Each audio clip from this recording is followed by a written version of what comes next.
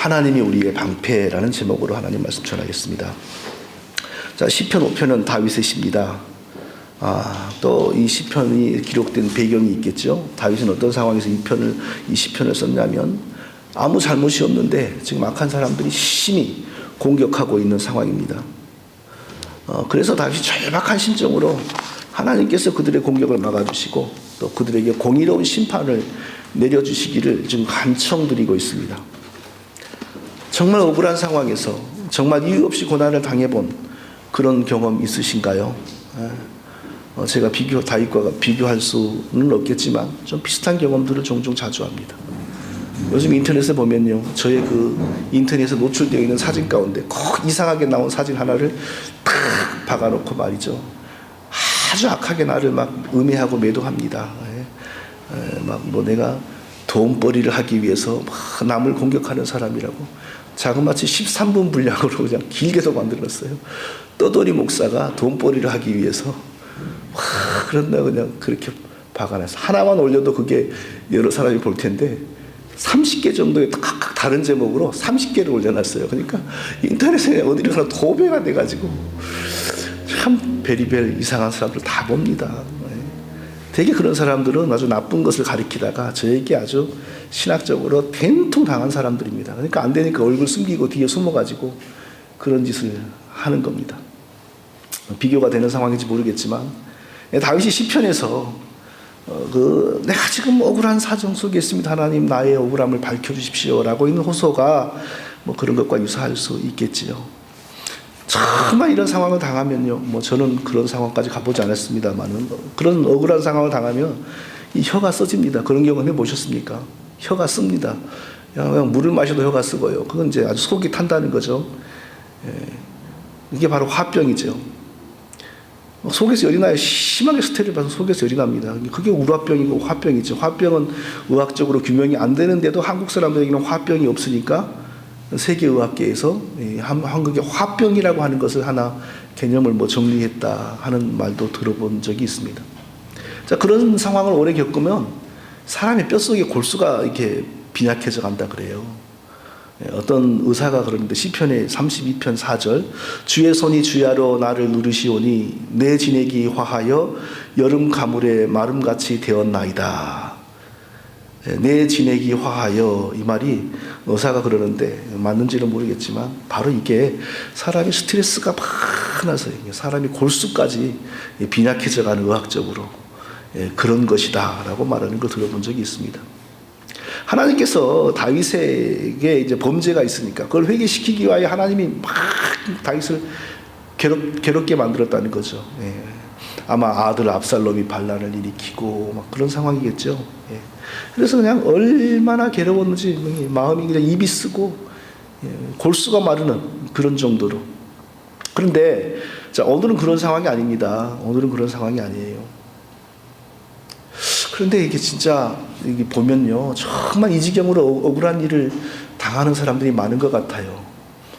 요즘에 종종 보면요, 옛날에 한국의 법원으로부터 무기징역 20년 이렇게 선고받고 20년씩 15년씩 감옥살이 하다가 나온 분들이 다시 재판을 해서 무죄 판결을 받는 경우가 굉장히 많아지고 있습니다. 그게 뭐냐면 옛날 군사정권 시절에 간첩으로 선고됐던 사람들입니다. 멀쩡히 바다의 어부들, 또 일본 좀 사업한다고 드나드는 사람들, 일본 드나들면 제1교포 조충래라고 접속해가지고 간첩질했다. 바다에 있는 사람들은 이게 바닷가에서 간첩을 만났다.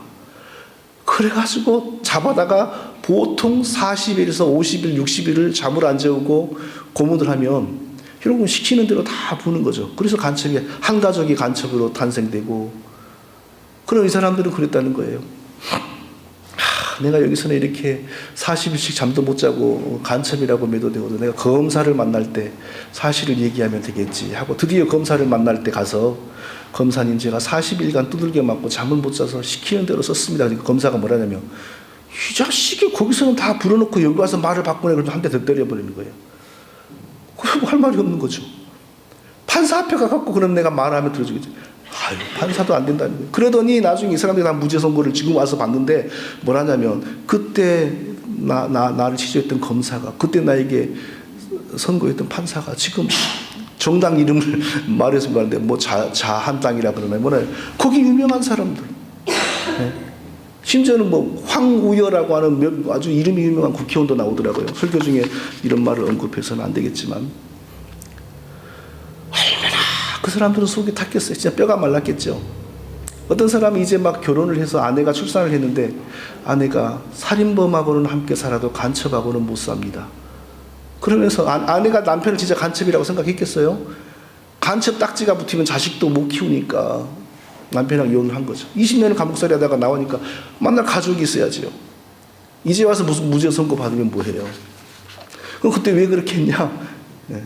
그때는 공안기관들 뭐 이런 데서 승진을 하는데 반드시 하나의 그 조건인데 뭐냐? 간첩을 하나씩 잡아내면 승진을 한답니다.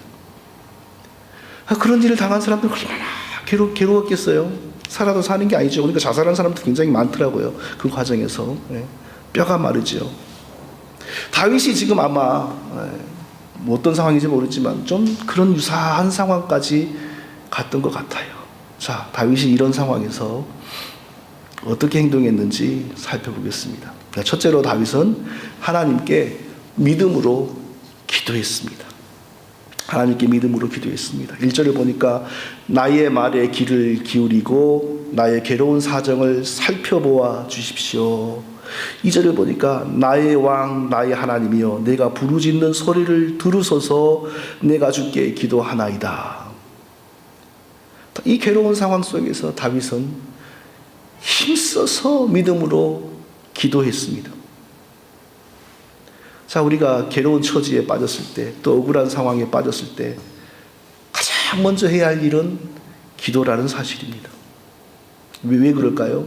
참새 한 마리도 하나님 허락하지 않으면 땅에 떨어지는 법이 없다고 했습니다. 이게 진리입니다.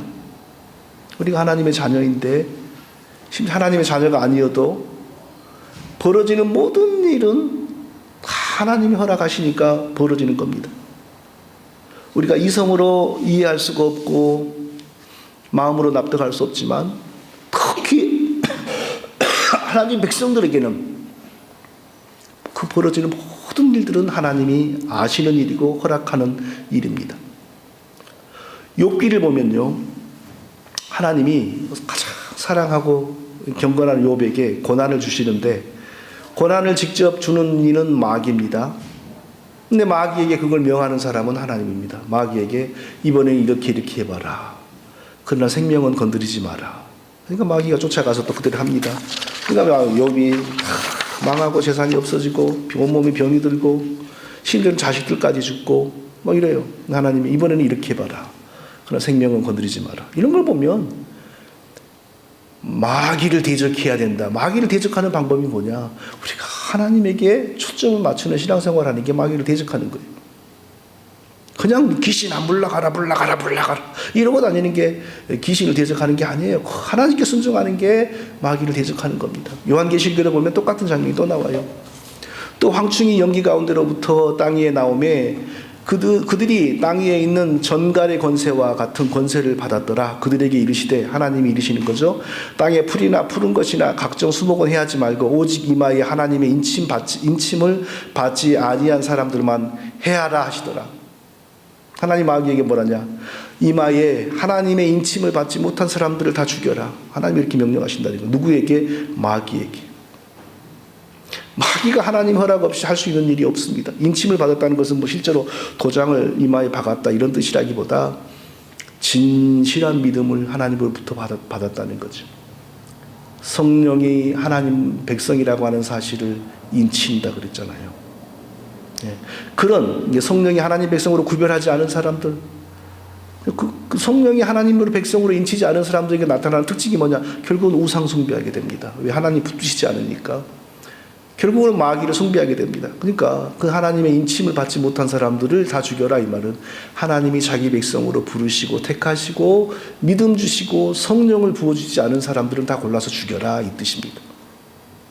구약의 바로도요, 하나님 계속 마음을 충동질하잖아요. 더 못된 일을 하도록. 모든 악한 권세와 모든 마귀는 하나님의 주권 하에서 하나님의 뜻 안에서 그것들도 못된 일을 통하여 하나님의 큰 계획을 수행하는 종들이라는 겁니다. 우리는 항상 하나님께 초점을 맞춰야 돼요. 우리 집안에 마귀가 역사한다. 마귀에게 초점을 맞추지 말고 하나님에게 초점을 맞추면 마귀는 아무것도 아닙니다. 자, 우리에게는 이해할 수 없는 불행, 심지어는 우리가 너무너무 이해가 안 되어서 하나님을 증오할 수도 있는 그런 일들이 벌어지기도 합니다. 그때 우리는 기억해야 됩니다. 그 상황도 하나님이 허락하셨으므로 일어났다는 것입니다. 하나님이 허락하시지 않았는데 일어났을 리가 없습니다. 하나님이 모르실 리가 없습니다. 그러니까 우리가 어떻게 해야 됩니까? 괴로울수록 기도해야 됩니다. 아무리 이해가 안 되어도 기도해야 됩니다. 그 문제를 해결할 수 있는 분은 하나님뿐입니다. 기도해야 됩니다. 그러니까 무슨 일을 만나도 하나님께 기도해야 되고, 하나님께는 계획이 있으시고 해결책이 있으실 것을 믿어야 합니다. 하나님께서 그런 일을 허락하신 이유는 우리를 회개시키거나 우리를 더욱더 하나님을 의뢰하게 만드는 신실한 하나님의 백성이 되게 만드시려는 것입니다. 하늘이 어떤 사람에게 큰 일을 맡기실 때에는 그보다 먼저 극심한 가난과 어려움을 주어 살 수 있는 힘도 없게 만들기도 한다. 그래서 이후에 큰 일을 만나면 능히 그것을 감당하게 한다. 이게 어디에 있는 말인지 아십니까? 이게 성경에 있는 말이 아니고 논어에 나오는 말이랍니다. 논어를 본 적은 없지만요, 이런 글귀가 종종 돌아다니더라고요. 야, 하나님을 알지도 못하고 예수님을 알지도 못하는 그 논어, 그런 사람들이 도대체 이 진리를 어떻게 알았을까? 하나님이 일반적으로 역사를 경영하는 원리를 그 사람들도 경험적으로 터득한 거죠. 그게 하나님이 하신 일이라는 것은 모르지만 경험적으로 터득한 거예요. 하늘이, 그러니까 하나님을 모르니까 하늘이라고 그러죠. 하늘이 어떤 사람을 크게 쓸 때는 사전에 아주 극심한 가난을 주고 극심한 어려움을 주어 살지 못할 정도로까지 몰고 간다. 그래서 나중에 큰 일을 맡기면 능히 그 일을 감당할 수 있는 그릇이 되게 한다. 하나님을 알지 못하는 사람들도 하나님이 일반적인 그 역사의 원리를 터득하는 겁니다. 성경은 분명하게 말하지 않습니까? 바울이 너무너무 고생이 심했다. 내가 살 소망까지 내가 끊어졌다. 그런데 그것은 하나님이 오직 죽은 자를 살리시는 하나님만 의뢰하게 하심이라. 그렇게 말씀한 겁니다. 우리에게 고난이 올 때, 이해할 수 없는 불행이 다가올 때 하나님이 우리에게 이유가 있어서 허락하신 겁니다. 기도해야 됩니다. 그럴수록 기도해야 됩니다. 그럴수록 하나님을 의지해야 됩니다. 우리에게 바로 그런 일이 있을 때, 그것은 다윗에게 하나님이 그리하셨던 것처럼 우리를 사랑하시고 우리를 위하여 계획이 있으시다는 증거입니다. 그러므로 우리는 어려운 일을 만날수록 더 힘써 기도해야 합니다.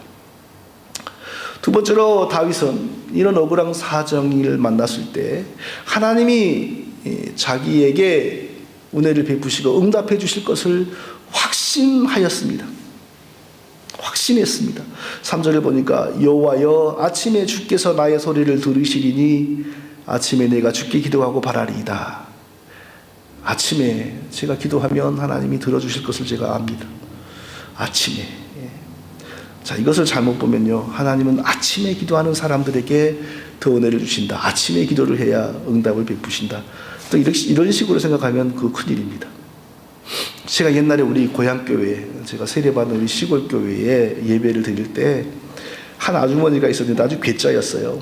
장로님들이 방에 올라가지고 대표 기도를 하면은 항상 앉아있던 의자에서 탁 내려옵니다. 복도로, 통로로. 그분은 그렇게 하려고 아예 항상 가야만 앉습니다. 그리고 통로에 딱 무릎을 꿇고 엉덩이를 좀 듭니다. 꼭 그렇게 선명한 기억이 나요. 엉덩이를 들고 손을 딱 모으는데 손도 이렇게 반듯하게 모으는 게 아니라 꼭 옆으로 이렇게 비틀입니다. 이렇게 딱 이렇게 비틀거려요. 매주일 그렇게 여기 우습잖아요. 의자에 앉아서 기도, 남들은 다 그 시간에 아멘 하는데 자기 혼자 무릎을 꿇고 복도에 엉덩이를 들고 손을 딱 옆으로 돌려요. 꼭 돌려요. 이렇게 또. 그래서 어느 날 저희 어머니가 왜 그렇게 하는 거요? 이렇게 물어봤어요. 내가 이제 그때 하필 그 자리에 있었어요. 왜 그렇게 하는 거요? 그랬더니 그 아줌마가 뭐라냐면 무슨 그 부인병 얘기를 하면서 나는 그렇게 해서 병을 고쳤다고. 네. 아프면 그렇게 해봐. 그러는 거예요. 참 우습지 않습니까? 네. 하나님이 그래서 고쳐줬다는 보장이 어디가 있어요? 그 자기 마음이고. 네. 이게 바로 기독교 안에 들어오는 그 이상한 행태, 미신이죠. 네. 천주교는 들어가는 곳마다 현지의 그런 우상과 미신과 섞여가지고 남미에 가면 이게 천주교인지 뭔지 구별이 안 된다 그래요. 아침에 기도한다, 새벽에 기도한다. 이것도 굉장히 여기에 지금 나쁜 사상이 많이 결부되어 있어요. 다윗이 내가 아침에 기도를 하면 하나님이 들으실 것이다 라고 말하는 것은 하나님이 아침에 기도하는 것만 좋아해서 그러신 게 아닙니다. 그러면 여기서 말하는 아침은 몇 시입니까? 7시입니까? 6시입니까? 5시입니까? 다윗이 내가 아침에 기도하겠다 이 말은 하루를 시작하는 자고 일어나서 가장 먼저 그러니까 자기의 마음과 삶에서 지금 이 억울한 사정을 하나님께 기도하는 게 이게 가장 중요한 문제라는 거죠. 그러니까 자기 힘과 정성을 다 거기에 쏟겠다는 겁니다. 그 뜻이지 아침에 기도하면 하나님이 들으시리로다. 아침에 기도해야 하나님이 들으신다. 그건 아닙니다. 한국교회 이 새벽 기도라고 하는 것이 굉장히 좋은 면도 있으나 아주 심각한 면도 많습니다. 이제부터는 가급적이면 이 새벽 기도라고 하는 그 이상한 맹목적인 이거 여기에서 벗어나서 이제 가급적이면 새벽이건 아침이건 점심이건 오후건 밤이건 자기에게 기도하기에 가장 좋은 시간에 기도하는 것이 가장 바람직하고 성경적인 기도다라는 것이 좀 퍼져야 돼요. 그런데 이 말을 하면 저 목사는 새벽 기도하기 싫으니까 저러지, 지가 새벽 기도 못하니까 이러지, 또 이럽니다. 그게 말이 안 되는 거죠. 예. 예수님이 아침에만 기도했습니까? 새벽에만 예수님이 기도했습니까? 밤에는 기도 안 했습니까? 예. 새벽에 기도해야 복을 받고 새벽에 기도해야 병을 고칩니까? 현실적으로 이제 지난 한국의 수십 년의 역사를 보니까 이 새벽에 기도하기를 유명한 새벽 기도 운동을 잘하는 교회들이 한국의 전도문을 결국엔 다 막아버렸습니다. 특세라는 말도 나왔죠. 특별 새벽 기도를 줄였고 특세라는 건데 특세 잘하는 교회들 때문에 한국 교회가 지금 다 망했습니다. 어떤 교회는 특세 출정식이라고 하는 것을 잠실 운동장을 빌려가지고 하는데 그 새벽 4시에 잠실 운동장에 그 교회 교인들이 2만 명이 모였습니다. 2만 명이 모이면 국가적인 그 행사 규모죠. 그런 교회가 지금은요 아들에게 세습한다는 것 때문에 한국 교회에 개망신을 시켜버리고 있습니다. 새벽 기도가 굉장히 이건 미신적이고 그리고 어떤 하나의 프로그램으로 돼서 굉장히 뭔가 막 이거 하면은 뭐 하나님 기뻐하시 잘못된 게 많습니다. 특히요 성도들이 나이가 들어가면 아침에 잠이 없어집니다. 아침에 눈 뜨면 교인들이 뭐 하겠어요? 교회 가고 싶죠. 자기한테는 눈이 떠지니까 새벽 기도가 안 하면 이상하죠. 그 시간에 뭐 하겠어요? 이 젊은 목사들은 새벽 기도하고 힘들거든요. 그러니까 목사가 기도도 안 한다고. 그리고 나와서 자기는 랄랄랄랄랄랄라 이런 거 하고 있고 굉장히 이건 새벽 기도 부작용 많습니다. 아주 미신적이고 사단이 새벽 기도 하는 사람들이 교회에서 문제를 일으키면요 악한 영의 역사가 얼마나 센지 모릅니다. 이거 뭔가 잘못됐어요. 우리나라의 새벽 기도에 제일 먼저 시작한 사람이 길선주 장로라고 하는 사람인데 그 사람이 원래 그 새벽에 주문 외우고 귀신 부르는 그 우상 숭배자였습니다. 뭐더라 선 뭐라고 하는 그 종교였는데 이분이 예수 믿었어요. 근데 맨날 새벽에 목욕하고 그거 하던 사람이 새벽에 잠자기가 이상하지 않습니까? 그래서 새벽 기도를 시작했습니다. 근데 새벽 기도하다 그 사람이 이상한 음성을 듣고 그랬다라는 제가 기록도 봤어요. 새벽 기도에 사활 거는 거 성경적이지 않습니다. 새벽 기도 잘한다는 교회 결과적으로 열매가 안 좋으니까 이런 말 할 수 있는 겁니다. 기도는 새벽에만 하는 것이 아니에요. 기도는 자기에게 가장 좋은 시간에 하는 겁니다. 새벽 기도 나가는 게 우리의 의가 될 수 없는 것이고 새벽에 잠 안 자고 기도하는 것이 반드시 좋은 신앙이라고 할 근거가 없습니다. 아침에 기도하기가 좋으면 아침에 기도하고 오후에 기도하기가 좋으면 오후에 기도하고 저녁에 기도하기가 좋으면 저녁에 기도하면 되는 겁니다.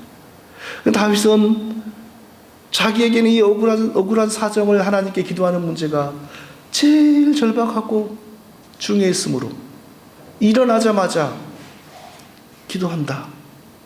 그런 뜻으로 다윗은 내가 아침에 기도하면 하나님이 들으시리로다. 그런 것입니다. 그러면 다윗은 왜 하나님이 자기의 억울한 사정을 들어주시고 풀어주실 것이라고 확신했을까요? 다윗은 하나님이 어떤 분인지 너무나 잘 알았습니다.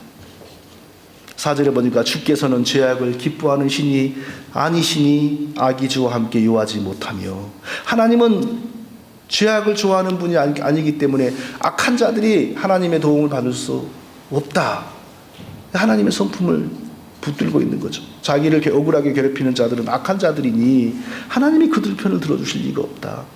5절을 보니까 오만한 자가 주의 목전에 서지 못하리이다. 모든 행악자를 미워하시며, 오만한 자, 하나님을 믿는다 하면서도 자기가 하나님인 채 행동하는 오만한 사람을 하나님이 편들어 주실 리가 없다.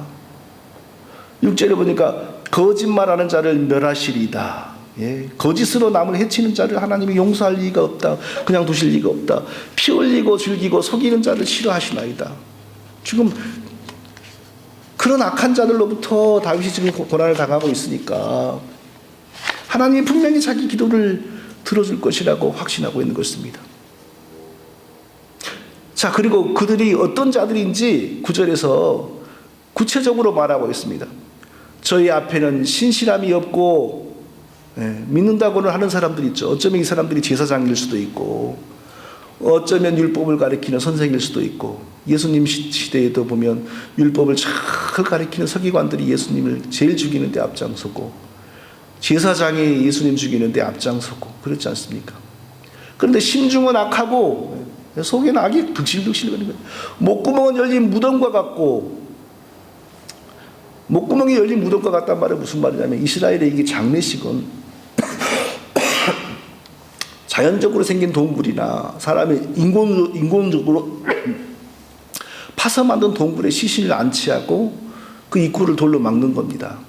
돌로 막아도 완전히 밀봉되지 않으니까 시신이 이게 썩으면 냄새가 밖으로 나오겠죠. 이게 한국 옛날 보면 그 시신을 땅 위에다가 놓고 그 집으로 집 짓듯이 놓는 그런 그 초빈인가 뭐 그런 그 장례 풍속이 있었어요. 그래서 주로 그 질병으로 돌아가신 분들은 그렇게 해야 집안이 좋다, 평안하다. 그래가지고 남부 지방에서는 관을 그냥 땅 속에 놓은 게 아니라 땅 위에 놓고 그 위에 집으로 막 그 집 짓듯이 띠굴띠굴 이렇게 말아놔요. 요만하게.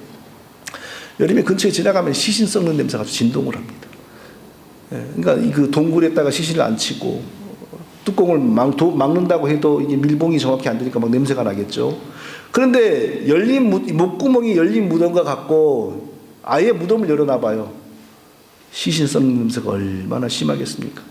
이 약한 자들은 얼마나 심중이 더럽고 제약되냐 하면, 사람의 말은 이 속의 마음에서 나오지 않습니까? 이 마음이 악하고 더럽기 때문에 온갖 악하고 더러운 말을 그 입으로 일삼는다는 거예요. 요즘엔 입으로 일삼는 게 아니라 손가락으로 일삼죠. 인터넷 댓글로. 다 그런 사람들 잘 되는 거 못 봤어요. 다 나중에 하나님이 손대시는데 비참하더라고요. 옛날에는 다윗이 지금 살았다면 저들의 손가락은 열린 무덤과 같고 그랬겠죠. 옛날에는 말로 하니까. 저희의 혀로는 아첨하나이다. 아첨한다라는 말은 일반적으로 아부 떤다 이 말이지만, 여기서는 어떤 뜻이냐면은 그 사람이 교만해지고 오만하여져서 하나님을 대적하는 이치에 서도록 죄짓도록 부추긴다 이 뜻입니다. 마귀가, 뱀이 선악과를 먹도록 아담과 하와를 부추겼죠. 그게 바로 아첨한다, 성경에서 쓰는 용어입니다. 그랬던 것입니다. 그러니까 이런 자들이기 때문에 하나님이 저들이 하는 일을 오래 참지 않으실 것을 다윗이 확신한 겁니다. 그래서 10절에서 이렇게 기도합니다. 저희를 정죄하사 자기 꾀에 빠지게 하시고 그 많은 허물로 인하여 저희를 쫓아내소서. 그러니까 제사장이라고 하면서 자기를 지금 괴롭히고, 군대의 뭐 장관이라고 하면서 자기를 괴롭히고 막 이런 사람들이 있었겠죠. 다윗이 왕인데 보통 사람이 감히 다윗에게 함부로 하겠습니까? 그런데 그들의 목구멍은 열린 무덤과 같고 그들의 심중에는 죄악이 득실거리고 이런 사람들이라는 거죠. 뭐라 그럽니까? 하나님 저들을 정죄하사 자기 꾀에 빠지게 하시고 자기가 내놓는 강교한 지혜로 자기가 죽을 길을 파괴하시고 또 자기의 죄가 드러나서 쫓겨나게 하여 주옵소서. 악한 자들은 여기가 악이 득실득실하기 때문에 반드시 자기 죽일 일을 자기가 하거든요. 그게 마귀의 속성입니다. 마귀가 예수님을 십자가에 달려 죽이는 것도 똑같잖아요. 자기가 제사장을 움직이고 빌라도를 움직여서 예수님을 십자가에 죽이면 그 대제사장이 그렇게 하면 자기들이 목적을 성취할 것 같은데 예수님이 죽으실 때 그 흘리신 피가 결국은 마귀를 정죄하고 힘을 못 쓰게 만드는 그의 통치권을 빼앗는 하나님의 지혜가 될 줄 자기가 어찌 알았어요? 전혀 몰랐지요. 악한 자들은 반드시 자기의 악과 자기의 악한 지혜로 말미암아 자기의 정체를 드러내고 그리고 쫓겨납니다. 바울이 지금 다윗이 지금 그렇게 기도하고 있어요. 저희를 정죄하사 자기 꾀에 빠지게 하시고 자기의 많은 허물로 인하여 쫓겨나게 하여 주옵소서. 얼마나 무서운 말입니까? 이제 말씀을 마치겠습니다. 하나님은 악을 기뻐하지 않으십니다. 악하고 교만하고 오만한 자들을 결코 기뻐하지 않으십니다. 올바른 사람들이 악한 자들로 인해 이런 일을 당하는 경우가, 이런 고난을 당하는 일이 세상에 굉장히 많습니다. 그러나 하나님은 다 아십니다. 만일 우리가 그런 일을 당할 때 우리가 의로우면 하나님이 더 빨리 응답하실 것입니다. 지금 다윗은 자기에게 아무런 불의한 일이 없으므로 기도하고 있습니다. 그러나 만약 그때 우리에게도 역시 불의한 일이 있고 우리도 악한 일로 우리의 옷을 더럽히고 있다면 하나님은 빨리 응답하지 못하실 겁니다. 왜냐하면 그럴 때 빨리 응답하면 우리가 믿는 기독교가 미신으로 변질돼 버립니다. 하나님 그렇게 안 하십니다. 우리가 만약 그때 잘못한 게 있으면 다윗이 밧세바죄를 짓고 나서 했던 것처럼 회개하는 것이 먼저입니다. 우리가 잘못한 일로 말미암아 고난을 당하면 회개하는 것이 먼저입니다. 그러나 그렇지 않다면 오늘 본문에서 다윗이 했던 것처럼 하나님은 악을 기뻐하지 아니하시고 하나님은 죄인과 동행하지 않은 분이시니 확신을 가지고 이 억울한 사정을 풀어주실 것을 믿고 기도해야 됩니다. 아무런 허물이나 불의함이, 사소한 실수들이야 누구에게 다 있죠. 그러나 아무런 허물이나 불의함이 없으니 하나님 저를 긍휼히 여겨 주시옵소서. 당당하게 우리가 기도할 수 있습니다. 하나님 들으십니다. 하나님은 죄를 미워하시고 교만한 자와 오만한 자와 악한 자를 물리치시기 때문입니다. 바로 이와 같은 하나님이 다윗에게 방패가 되신 것처럼 우리 모두에게도 늘 힘이 되시고 방패가 되시기를 예수님의 이름으로 축원드립니다. 아버지 하나님,